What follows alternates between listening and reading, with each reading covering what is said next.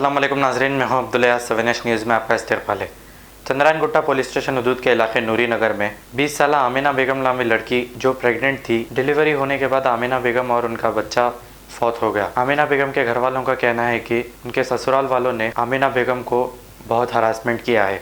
आइए देखते हैं हमारे नुमाइंदे सैयद अब्दुल रऊफ की ये रिपोर्ट। इस बच्ची का ताउन करना ताकि बच्ची का स्टेटमेंट पुलिस वालों के सामने है। ये मेरा जो भी है, मैं जो बीमार हो गई, ये मेरी हालत है, तो ये पूरे ससुराल वाले इसमें शामिल है बोली। बच्ची पुलिस वालों के सामने बोली, इसका पूरा स्टेटमेंट है। आप लोग इसको इंसाफ दिलाना ताकि दूसरी बच्ची के साथ में ऐसा हरासमेंट नहीं होना, दूसरा उनकी औलाद के सामने नहीं होना। इसे कैसा माँ बाप रहने दो या नको रहने दो, बच्ची को एक ही नजर देखना है, अपनी औलाद के जैसा समझना है। ससुराल वाले थैंक यू आप लोग।